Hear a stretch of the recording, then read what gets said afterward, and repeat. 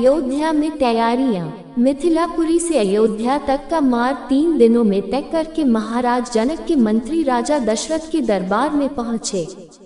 रत्नजटित सिंहासन पर विराजमान महाराज दशरथ का सादर अभिवादन करने के पश्चात मिथिला के मंत्री ने कहा, हे राजन, मिथिला नरेश ने आपका कुशल समाचार पूछा है और महर्षि विश्वामित्र की आज्ञा से उन्होंने आपके पास ये संदेश भेजा है कि समस्त संसार को ज्ञात है कि मिथिला के राजा जनक की पुत्री सीता अत्यंत रूपवती, लावण्यमय एवं समस्त सद्गुणों से संपन्न है। राजा जनक ने अपने यहाँ एक यज्ञ किया था। उसमें उन्होंने ये प्रतिज्ञा की थी कि जो कोई भी भगवान शंकर के विख्यात धनुष पिनाक पर प्रत्यंचा चढ़ा देगा उसके साथ वे राजकुमारी सीता का विवाह कर देंगे।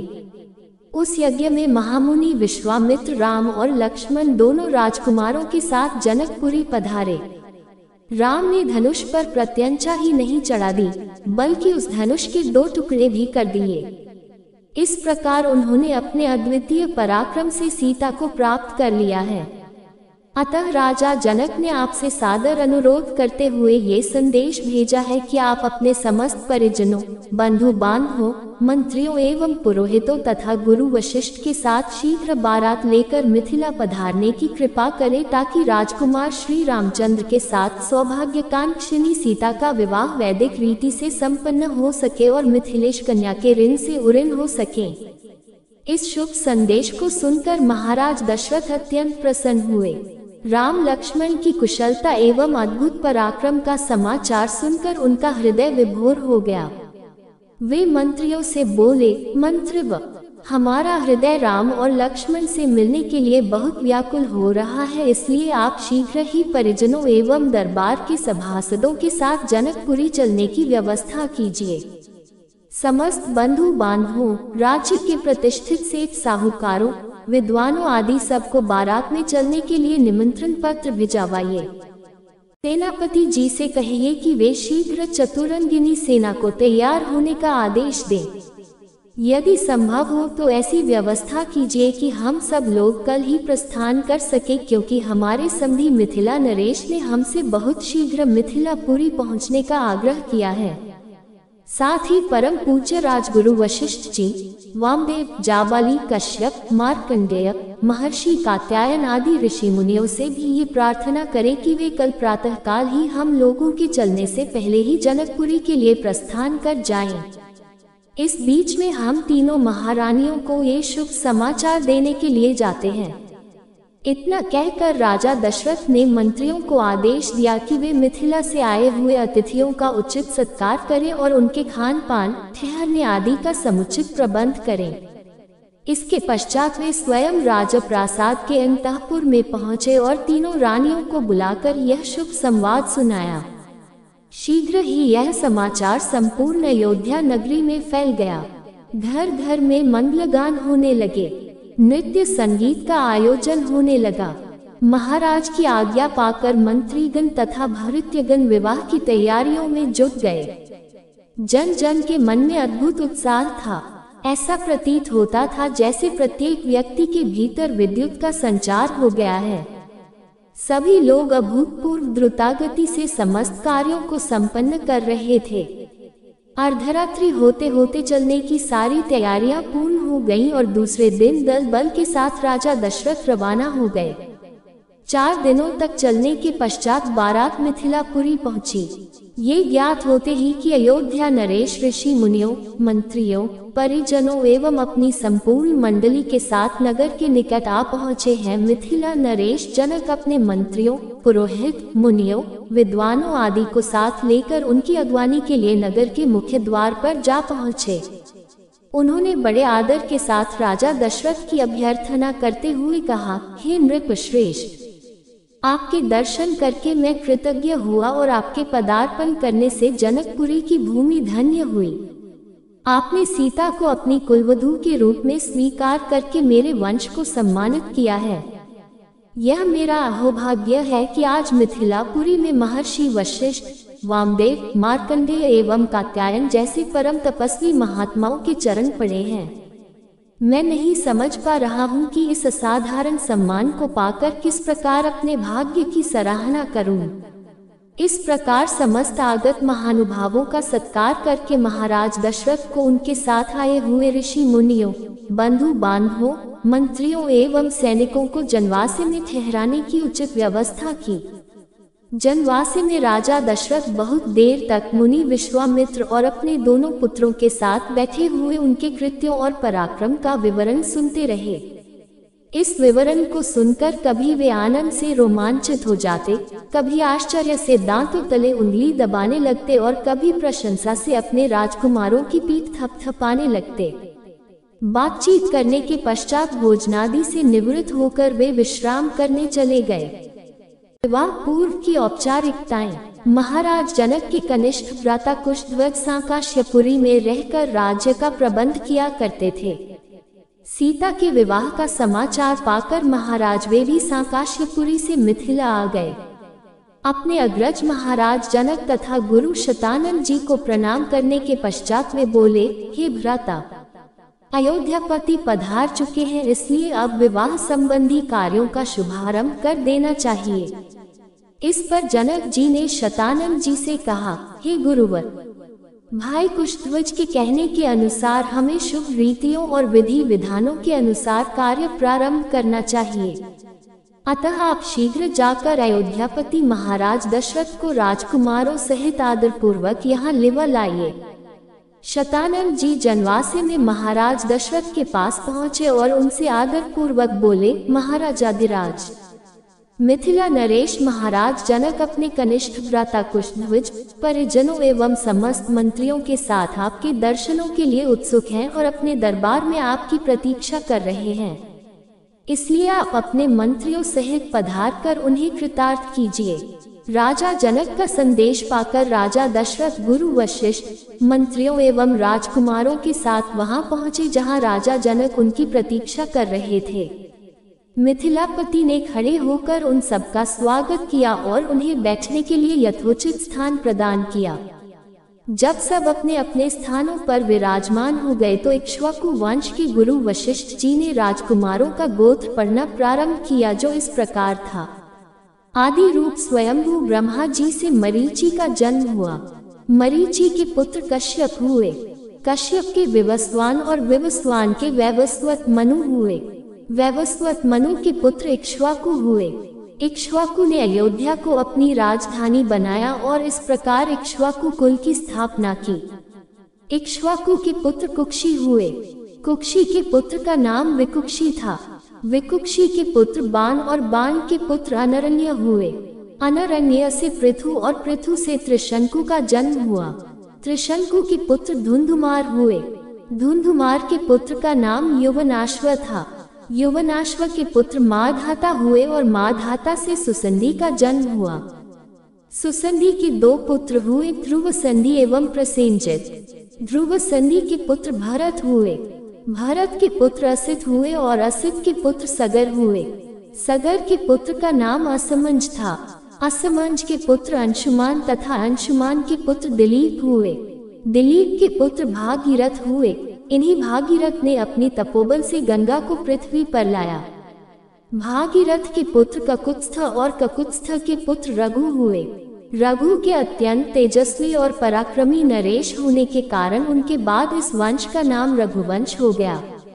रघु के पुत्र प्रवृद्ध हुए, जो एक शाप के कारण राक्षस हो गए थे। इनका दूसरा नाम कल्माशपाद था। प्रवृद्ध के पुत्र शंखन और शंखन के पुत्र सुदर्शन हुए। सुदर्शन के पुत्र का नाम अग्निवर्ण था। अग्निवर्ण के पुत्र शीघ्रग और शीघ्रग के पुत्र मरु हुए। मरु के पुत्र प्रशुश्रुक और प्रशुश्रुक के पुत्र अम्बरीश हुए। अम्बरीश के पुत्र का नाम नहुष था। नहुष के पुत्र ययाति और ययाति के पुत्र नाभाग हुए। नाभाग के पुत्र का नाम अज था। अज के पुत्र दशरथ हुए और दशरथ के ये चार पुत्र रामचंद्र, भरत, लक्ष्मण तथा शत्रुघ्न हैं। इक्ष्वाकु कुल का वर्णन करने के पश्चात वशिष्ठ जी ने कहा, हे राजन, अब आप भी अपनी वंश परंपरा का परिचय दीजिए, क्योंकि विवाह जैसे मांगलिक अवसरों पर दोनों ही कुल अपने अपने वंश का परिचय देते हैं। महाराज जनक बोले, महर्षि, आपने सर्वथा उचित बात कही है। अब मैं भी अपने कुल का परिचय देता हूँ। प्राचीन काल में निमि नामक एक धर्मात्मा राजा थे।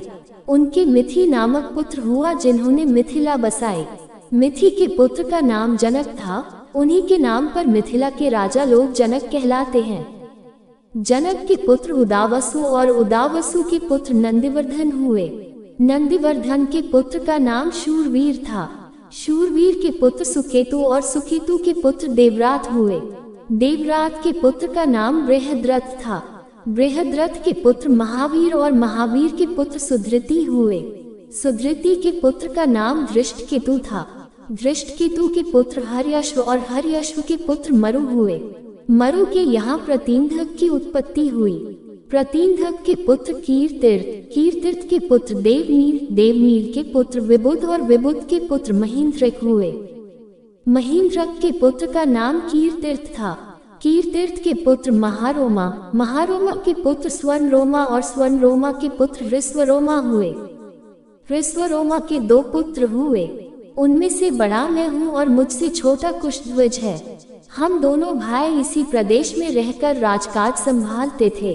कुछ काल पहले सांकाश्य के पराक्रमी राजा सुधन्वा ने मिथिला पर आक्रमण कर दिया।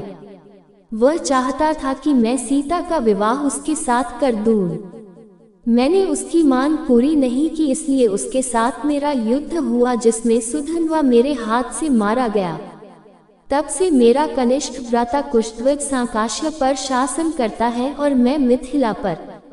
मैं अपनी बड़ी पुत्री सीता का विवाह राजकुमार रामचंद्र के साथ और छोटी पुत्री उर्मिला का विवाह उनके कनिष्ठ भ्राता लक्ष्मण के साथ करना चाहता हूँ। मैं 3 बार इस बात को दोहरा कर अपनी दोनों कन्याएं आपको वधुओं के रूप में समर्पित करता हूँ। फिर वे राजा दशरथ से कहने लगे, हे नृपश्रेष्ठ, अब आप इनसे गौदान कराकर नांदीमुख श्राद्ध का कार्य संपन्न कीजिए। इसके पश्चात लोक प्रचलित पद्धति के अनुसार विवाह का कार्य आरंभ कीजिए। यह अवसर सर्वथा उपयुक्त एवं कल्याणकारी है। आज मघा नक्षत्र है। आज से तीसरे दिन फाल्गुनी नक्षत्र होगा। इससे अधिक उपयुक्त समय विवाह के लिए दूसरा नहीं हो सकता। आप इन दोनों भाइयों के अभ्युदय के लिए गौ, भूमि, स्वर्ण, तिल आदि का दान कराइए। राजा जनक के कथन समाप्त होने पर महामुनि विश्वामित्र बोले, हे राजन, आप और राजा दशरथ दोनों के ही कुल पूर्णतया धर्मपरायण, कीर्तियुक्त एवं समान हैं। अतः इन दोनों कुलों में विवाह संबंध सर्वथा उपयुक्त है। सीता और उर्मिला भी राम और लक्ष्मण के सर्वथा उपयुक्त हैं।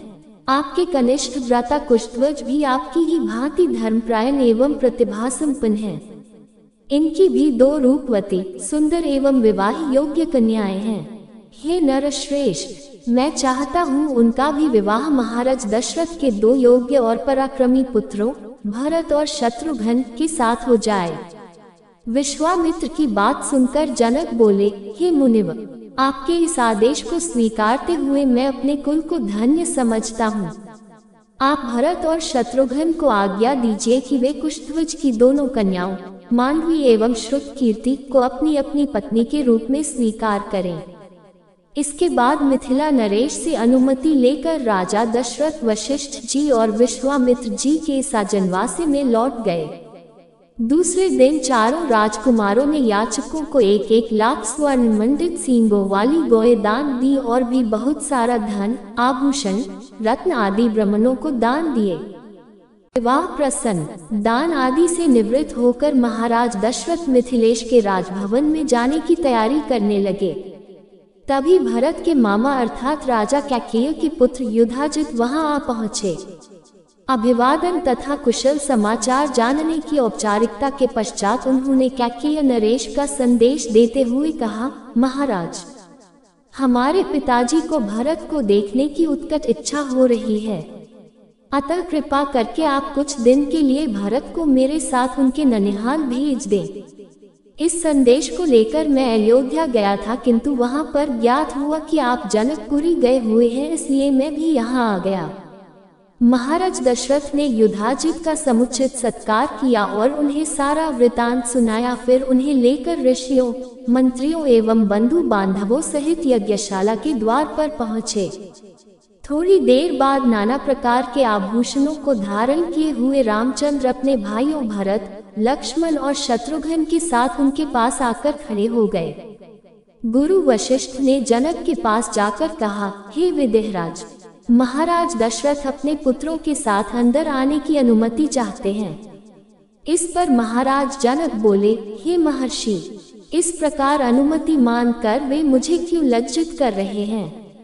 वे अयोध्या के ही नहीं मिथिलापुरी के भी स्वामी हैं और मैं तो उनका अकिंचन दास हूँ। क्या कभी स्वामी अपने सेवक से आज्ञा मांगता है? उनसे कहिए चारों कन्याएं विवाह वेदी पर प्रतीक्षारत हैं। वे निःसंकोच अंदर पधारने का कष्ट करें। शुभ लग्न का समय भी हो रहा है। मैं स्वयं चलकर उन्हें सादर ले आता हूँ। इतना कहकर वे महाराज दशरथ के पास पहुँचे और उन सबको यज्ञ स्थल में ले आए। सबको यथोचित आसन देकर जनक ने उनकी पूजा की। फिर वशिष्ठ जी से बोले, हे ब्रह्मर्षि, आप इन ऋषि मुनियों के साथ विवाह कार्य संपन्न कराइए। आपसे अधिक योग्य पुरोहित और कौन हो सकता है? गुरु वशिष्ठ, महर्षि विश्वामित्र और मिथिला के राजपुरोहित शतानंद विवाह कार्य संपन्न कराने लगे। सबसे पहले वैदिक विधि के अनुसार विवाह के लिए वेदी का निर्माण कराया गया। फिर अनेक प्रकार के सुगंधयुक्त फूलों से उसे सजाया गया। कुछ दूरी पर चारों ओर गमले सजाए गए जिनमें चित्त को प्रसन्न करने वाली सुगंधित रंग बिरंगे फूल लगे हुए थे। वेदी के निकट कई स्थानों पर स्वर्ण पात्रों में धूप, केशर, नैवेद्य, अक्षत, घी, दही, शहद आदि सामग्री रखी हुई थी। यज्ञ संपन्न कराने वाले महानुभावों के लिए कुश के आसन बिछा दिया गए। गुरु वशिष्ठ एवं अन्य महर्षियों ने वेद मंत्रों का उच्चारण करते हुए हवन कुंड में अग्नि प्रज्वलित की। फिर वशिष्ठ जी के आदेश पर राजप्रासाद की महिलाओं ने जनक कुमारी सीता को लाकर यज्ञ वेदी के निकट खड़ा कर दिया। उस समय सीता जी का मुखमंडल प्रातःकालीन बाल रवि की भांति अनुपम सौंदर्य से देदीप्यमान हो रहा था। नख से शिख तक वे बहुमूल्य रत्न जटित आभूषणों से सजी हुई थी। संक्षेप में कहा जाए तो उस समय सीता की छवि को देखकर करोड़ रतियों का संयुक्त रूप भी नगण्य प्रतीत होता था। सीता इन सब बातों से अनजान दृष्टि झुकाए एकटक पृथ्वी को निहार रही थी। महाराज जनक अपनी लाडली पुत्री सीता को श्री रामचंद्र के निकट खड़ा करके विनीत स्वर में बोले, हे रघुकुल तिलक रामचंद्र, मैं अपनी पुत्री सीता का हाथ आपके सशक्त हाथों में सौंपते हुए ये कामना करता हूँ कि मेरी पुत्री आपकी अर्धांगिनी होकर सदैव छाया की भांति आपका अनुसरण करती रहे। अतः हे कौशल्या कुमार, इसे आप अपनी पत्नी के रूप में स्वीकार कीजिए। आज से यह आपके सुख दुख की संगिनी हुई। ये कहकर राजा जनक ने अंजलि में संकल्प के लिए लिया हुआ जल वेद मंत्रों से पवित्र करके हृदय की संपूर्ण भावनाओं के साथ छोड़ दिया। महिलाएं मंगलगान करने लगी। मृदंग, दुंदुभी तथा नाना प्रकार के वाद्य यंत्रों का सुमधुर स्वर चारों ओर गूंजकर इस हर्षपूर्ण घटना की सूचना देने लगा। राम और सीता के विवाह के संपन्न हो जाने के पश्चात लक्ष्मण, भरत और शत्रुघ्न का विवाह उर्मिला, मांडवी और श्रुतकीर्ति के साथ वैदिक विधि विधान से संपन्न कराया गया। राजा जनक अपने नेत्रों में स्नेहपूर्ण अश्रु भरकर बोले, हे अयोध्या के राजकुमारों, आप चारों भाई सूर्य कुल के गौरव, पराक्रमी, धर्मपरायण, तेजस्वी, सौम्य, विद्वान एवं सदाचार के गुणों से मंडित हैं। जनकपुरी के इस राजकुल की हार्दिक कामना है कि उसकी ये चारों कन्याएं गुण, कर्म, स्वभाव से आपके अनुकूल बनकर सब प्रकार से आपकी सुयोग्य अर्धांगिनियां सिद्ध हों। इसके पश्चात वशिष्ठ जी की आज्ञा से चारों राजकुमारों ने अपने अपनी नवविवाहित पत्नियों के साथ अग्नि की प्रदक्षिणा की। विवाह संपन्न होने के पश्चात महाराज दशरथ समस्त मंत्रियों, ऋषि मुनियों और सपत्नीक राजकुमारों के साथ अपने ठहरने के स्थान पर चले गए। जनकपुरी में रात्रि विश्राम करके प्रातःकाल मुनि विश्वामित्र विदा लेकर उत्तराखंड की ओर चले गए। महाराज जनक ने दहेज के रूप में असंख्य दास दासियां, हाथी, घोड़े, गौएं, रत्न जटित आभूषण, वस्त्र, बर्तन आदि नाना प्रकार की वस्तुएं देकर अयोध्यापति दशरथ को विदा किया और उन्हें पहुंचाने के लिए नगर के द्वार तक आए। वे हाथ जोड़कर बड़ी नम्रता के साथ बोले, हे राजन, मुझे सब प्रकार से अपना दास समझकर मुझ पर कृपा बनाए रखिए। मैं एक बार फिर आभार पूर्वक कहना चाहता हूँ कि आपने मेरे कुल के साथ संबंध स्थापित करके मुझे गौरवान्वित किया है। मेरी कन्याएं आपकी आज्ञाकारिणी एवं दोनों कुलों का गौरव बढ़ाने वाली हूँ, यही मेरी मनोकामना है। फिर उन्होंने तथा कुशध्वज ने अश्रुपूर्ण नेत्रों से चारों कन्याओं को आशीर्वाद देते हुए विदा किया। परशुराम जी का आगमन। राजा दशरथ ने राजकुमारों, उनकी पत्नियों, ऋषि महर्षियों, मंत्रियों एवं परिजनों के साथ अयोध्या के लिए प्रस्थान किया। प्रस्थान करते ही सभी ओर भयंकर शब्द करने वाले पक्षियों आवाजें सुनाई देने लगी। पृथ्वी पर विचरण करने वाले वन्य पशु उनकी बाईं ओर दौड़ने लगे। इस पर दशरथ ने वशिष्ठ जी से कहा, गुरुदेव, ये कैसी माया है? जहाँ पक्षियों का भयंकर स्वर अपशकुन का सूचक है, वहीं मृगों का बाएं होकर जाना शुभ शकुन की सूचना देता है। दोनों प्रकार के शकुन एक साथ क्यों हो रहे हैं? महाराज दशरथ के इस प्रश्न के उत्तर में वशिष्ठ जी बोले, पक्षियों के भयंकर ध्वनि से ज्ञात होता है कि कोई भय उत्पन्न करने वाली घटना घटने वाली है, और मृग आदि पशुओं के इस प्रकार जाने से पता चलता है कि वह भयानक घटना सरलता से शांत हो जाएगी। इसलिए आप किसी प्रकार की चिंता न करें। ये वार्तालाप अभी चल ही रहा था कि बड़े जोरों की आंधी आई, परिणाम स्वरूप वृक्ष पृथ्वी पर गिरने लगे। तभी राजा दशरथ को भरे गोकुल के ऋषि परशुराम दृष्टिगत हुए। उनकी वेशभूषा बड़ी भयंकर थी। बड़ी बड़ी जटाएं उनके तेजस्वी मुख पर बिखरी हुई थी, नेत्रों में क्रोध की लालिमा थी। कंधे पर कठोर फरसा और हाथों में धनुष बाण थे। ऋषियों ने आगे बढ़कर उनका स्वागत किया और इस स्वागत को स्वीकार करने के उपरांत वे श्री रामचंद्र से बोले, दशरथ नंदन राम, हमें ज्ञात हुआ है कि तुम बड़े पराक्रमी हो और तुमने शिव जी के धनुष को भंग कर दिया है और इस प्रकार तुमने अपूर्व ख्याति प्राप्त की है। मैं तुम्हारे लिए एक और अच्छा धनुष लाया हूँ। ये धनुष साधारण नहीं है, बल्कि जमदग्नि कुमार परशुराम का है। इस पर बाण चढ़ाकर तुम अपने शौर्य का परिचय दो। तुम्हारे बल और शौर्य को देखने के पश्चात मैं तुमसे द्वंद्व युद्ध करूंगा। परशुराम की बात सुनकर राजा दशरथ विनीत स्वर में बोले, भगवान, आप वेदविद स्वाध्याय ब्राह्मण हैं। क्षत्रियों का विनाश करके आप बहुत पहले ही अपने क्रोध को शांत कर चुके हैं। आपने इंद्र के समक्ष प्रतिज्ञा करके अस्त्र शस्त्र का परित्याग भी कर दिया है। इसलिए हे ऋषिराज, आप इन बालकों को अभय दान दीजिए। यदि आपके हाथों राम मारा गया तो हम में से कोई भी उसके वियोग में जीवित नहीं रह सकेगा। परशुराम जी ने दशरथ की बात पर कुछ भी ध्यान नहीं दिया। वे राम से बोले, राम, संसार में केवल दो ही धनुष सर्वश्रेष्ठ माने जाते हैं। सारा संसार उनका सम्मान करता है। विश्वकर्मा ने उन दोनों को स्वयं अपने हाथों से बनाया था। उनमें से एक भगवान शिव के पास था और उसी से भगवान शिव ने त्रिपुरासुर का वध किया था। तुमने उसी धनुष को तोड़ डाला है। दूसरा दिव्य धनुष मेरे हाथ में है। ये भगवान विष्णु का धनुष है। ये भी पिनाक की भांति ही शक्तिशाली है। एक बार शिव और विष्णु में भयंकर युद्ध हुआ। विष्णु को देवताओं ने श्रेष्ठ मानकर शांत किया। शांत होने पर विष्णु ने भृगुवंशी ऋचिक मुनि को धरोहर के रूप में वह धनुष दे दिया। अपने पूर्व पुरुषों से यह धनुष मुझे प्राप्त हुआ है। अब तुम एक क्षत्रिय के नाते इस धनुष को लेकर इस पर बाण चढ़ाओ और सफल होने पर मेरे साथ द्वंद्व युद्ध करो। इस प्रकार से परशुराम के द्वारा बार बार ललकारे जाने पर रामचंद्र बोले, हे भार्गव, मैं ब्राह्मण समझकर आपका सम्मान कर रहा हूँ और आपके समक्ष कुछ विशेष बोल नहीं रहा हूँ, किंतु आप मेरी इस विनयशीलता को पराक्रमहीनता एवं कायरता समझ रहे हैं और मेरा तिरस्कार कर रहे हैं। लाए, धनुष बाण मुझे दीजिए। ये कहकर उन्होंने झपटकर परशुराम के हाथ से धनुष बाण ले लिए और धनुष पर बाण चढ़ाकर बोले, हे भृगुनंदन, ब्राह्मण होने के कारण आप मेरे पूज्य हैं, इसीलिए इस बाण को मैं आप पर नहीं छोड़ सकता। परंतु धनुष पर चढ़ने के बाद ये बाण कभी निष्फल नहीं जाता, इसका कहीं न कहीं उपयोग करना अनिवार्य हो जाता है। इसलिए मैं इस बाण को छोड़कर आपकी शीघ्रतापूर्वक सर्वत्र आने जाने की शक्ति को नष्ट किए देता हूँ। श्री राम की बात सुनकर शक्तिहीन हो गए परशुराम जी विनय पूर्वक कहने लगे, बाण छोड़ने से पूर्व मेरी एक बात सुन लीजिए।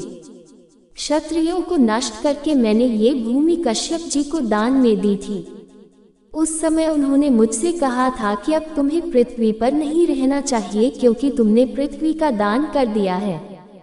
तभी से मैं गुरुवर कश्यप जी की आज्ञा का पालन करता हुआ कभी भी रात्रि में पृथ्वी पर वास नहीं करता। अतः हे राम, कृपा करके मेरी गमन शक्ति को नष्ट मत करो। मैं मन के समान गति से महेंद्र पर्वत पर चला जाऊंगा। मुझे ज्ञात है कि इस बाण का प्रयोग निष्फल नहीं जाता, इसलिए आप इस बाण के द्वारा उन अनुपम लोकों को नष्ट कर दे जिन पर मैंने अपनी तपस्या से विजय प्राप्त की है।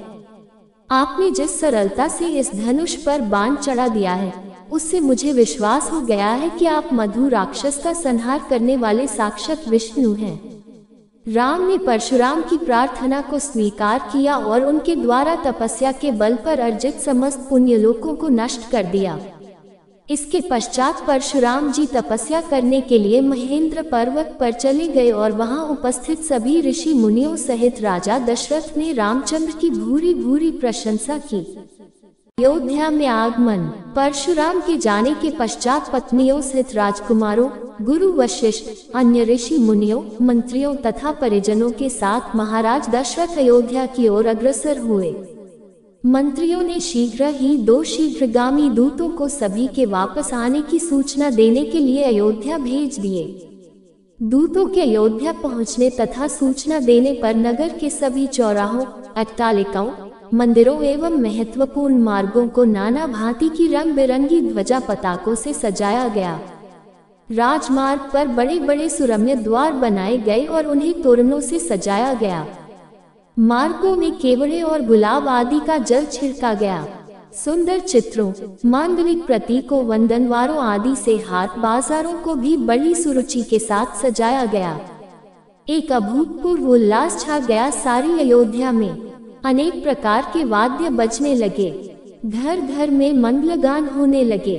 ये ज्ञात होने पर कि बारात लौटकर अयोध्या के निकट पहुंच गई है तथा नगर के मुख्य द्वार में प्रवेश करने ही वाली है, सुंदर, सुकुमार, रूपवती, लावण्यमयी कुमारियां अनेक रत्नजटित वस्त्राभूषणों से सुसज्जित होकर आगंतुकों का स्वागत करने के लिए आरतियां लेकर पहुंच गईं।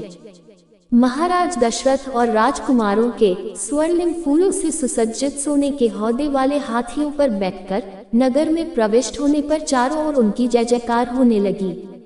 ऊंची ऊंची अट्टालिकाओं पर बैठी हुई सुंदर सौभाग्यवती रमणियां उन पर पुष्प वर्षा करने लगी।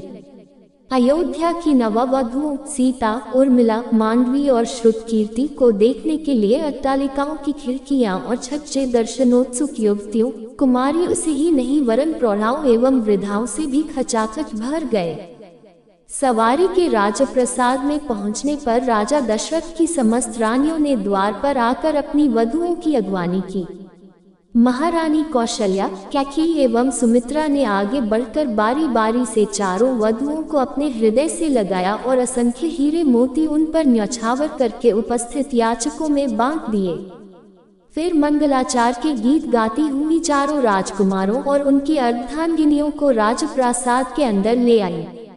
इस अपूर्व आनंद के अवसर पर महाराज दशरथ ने दानादि के लिए कोष के द्वार खोल दिए और मुक्त हस्त से नगरवासी ब्राह्मणों को भूमि, स्वर्ण, रजत, हीरे, मोती, रत्न, गौएं, वस्त्रादि दान में दिए। राजकुमारों को राजप्रासाद में रहते कुछ दिन आनंद पूर्वक व्यतीत हो जाने पर महाराज दशरथ ने भरत को बुलाकर कहा, वत्स, तुम्हारे मामा युधाजित को आए हुए पर्याप्त समय हो गया है। तुम्हारे नाना नानी तुम्हें देखने के लिए आकुल हो रहे हैं। अतः तुम कुछ दिनों के लिए अपने ननिहाल चले जाओ। पिता के आदेशानुसार भरत और शत्रुघ्न ने अपनी माताओं तथा राम और लक्ष्मण से विदा लेकर अपने मामा युधाजित के साथ कैकेय देश के लिए प्रस्थान किया। राम ने अपने सौम्य स्वभाव, दयालुता और सदाचरण से न केवल अपने प्रासाद के निवासियों का बल्कि समस्त पुर के स्त्री पुरुषों का हृदय जीत लिया था। वे सबकी आंखों के तारे थे और अत्यंत लोकप्रिय हो गए थे। परिवार के सदस्य उनकी विनयशीलता, मंत्रीगण उनकी नीति निपुणता, नगर निवासी उनके शील, सौजन्य और सेवकगण उनकी उदारता का बखान करते नहीं थकते थे। इधर सीता के मधुभाषी स्वभाव, सास ससुर की सेवा, पातिव्रत्य धर्म आदि सद्गुणों ने भी सभी लोगों के मन को मोह लिया। नगर निवासी राम और सीता की युगल जोड़ी को देखकर अत्यंत प्रसन्न होते थे। उनके प्रेम और सद्व्यवहार की चर्चा घर घर में की जाती थी।